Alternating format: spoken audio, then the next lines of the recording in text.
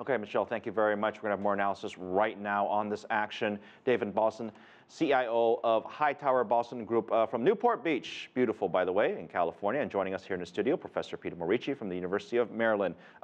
Welcome to you both.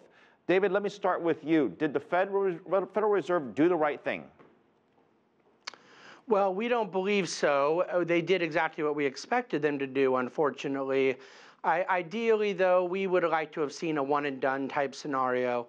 Raise the rates, get off the zero bound, and then make clear that they really do not see much activity for the foreseeable future until there is the data to support it. But they weren't ready to do so. We didn't believe they would for a number of reasons, and now we kind of have to persist in this ongoing volatility. You know what's interesting is you looked at the market reaction after the announcement came out. Initially, and I talked to other traders, they said, I would cover my shorts. I would buy into the market if they did not raise. So you saw the initial spike up in the markets, and then somehow, in the last hour of trading, all the sellers came into place. Were you surprised by the market reaction, David? I wasn't surprised. I wouldn't read too much into it, though. I mean, there'd been a lot of activity in the days and the weeks preceding the Fed meeting, and I suspect that immediately afterwards there were probably some weak hands that had to move. You saw the market really kind of stay flat for about a half hour, and into Chairwoman Yellen's press conference, the market moved up over 100. Gave that back and ended down somewhat immaterially. I think we'll have to watch market action more tomorrow to get a better read on things, but really I think the market's going to digest it for what it is, which is same old story, and we have to wait now at least until December, and we would forecast into early 2016. Peter, Professor, I should say, I say there's a lot of respect. Thank you. The Federal Reserve is not listening to you. No, it's not. What's going on? These very low interest rates have a very negative consequence for the economy. Banks are reluctant to make longer-term loans to industrial enterprises to modernize and so forth. They'd rather make loans to private equity or hedge funds because that money turns very rapidly. You know, the monopoly game moves very quickly. That distorts the economy. Savers, older people with lots of CDs getting hardly any money, this discourages them a great deal.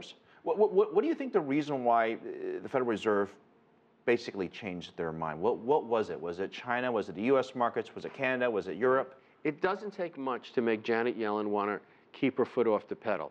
The reason is the liberal wing of the Democratic Party, it's mother's milk to the AFL-CIO and so forth, that interest rates should stay low. You're saying it's political? What I'm saying is there's an ideological bias. So if she gets any kind of pushback from markets about the general economic picture, for example, the turbulence in China, it's enough to say, I need to be cautious. This woman's going to be cautious forever. I heard the sounds of cans rolling down the road, as in kicked down the road.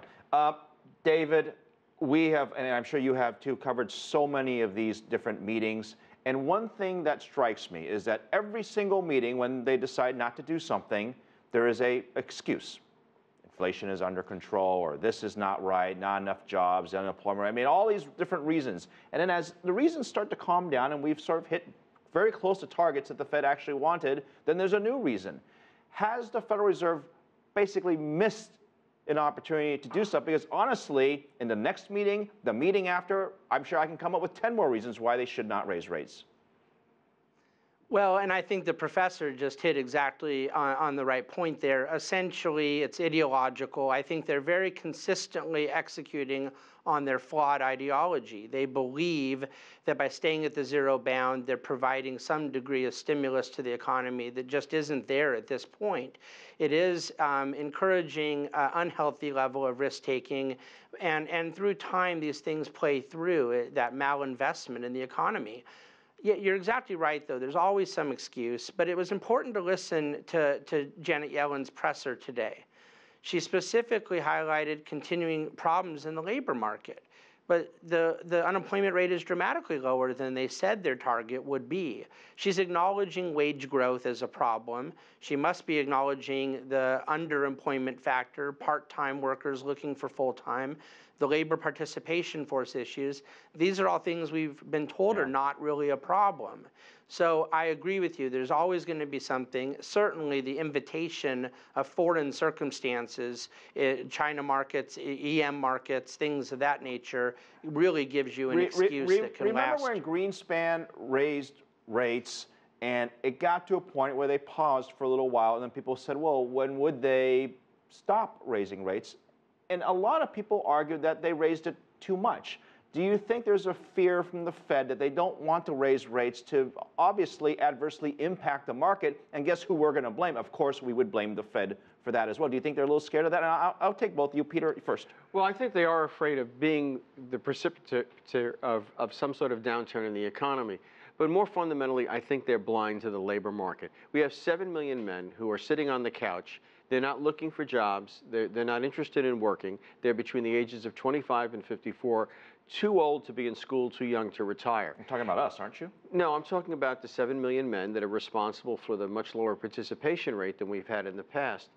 Yet she, during the last political campaign, said that income distribution was a problem, which was, you know, a signal for more taxing, more redistributing. But what keeps those guys on the couch, what keeps them on the couch, are all the benefits that have been legislated in recent years. This is a political spin that you've got. Well, let's be honest. There's a political spin you have on this. You're saying it's an ideological issue. What I'm saying is that they have an ideological problem which causes them not to see the disincentives to work, and they keep fantasizing that somehow or other, by keeping money cheap forever, somehow or other these guys are going to go back to work, and they're not. Yeah. David, let me just twist this a bit because I'm running out of time. And I'm not spinning it. I'm going to give Professor full credit for this. He brought up the idea of raising 1/8 of a point. Is that a good idea coming up at the next meeting? No, it isn't. And my dear friend Larry Kudlow suggested the same thing, and I hate disagreeing with Larry Kudlow, but it's token and the market would see right through it. Some material, substantive action is needed, some clearer guidance going forward. And if the Fed has not practically told you in advance of the next meeting that they're going to raise rates, I would assume they're not going to raise them. This Fed is going to avoid shocking the markets because they believe that's part of their job to sort of coddle risk markets, real estate, stocks, etc. I would agree with the professor in this regard, though. There are ideological things at play here. The issue, to answer your prior question, I think the Fed is very much afraid of raising rates and then having something go against them where they need to come back and undo it. And it happened back in the 86 through 88 period with the 87 crash. Certainly we've seen it a number of times since then. I think the Fed would rather just continue in this mode they're in than take the risk of going early, having something go against them. The problem with that is zero bound. They have to get off of it. I can see the weeks as we approach Halloween. It's going to be a very interesting October. David Bahnsen, Professor Peter Morici, thank you to both of you.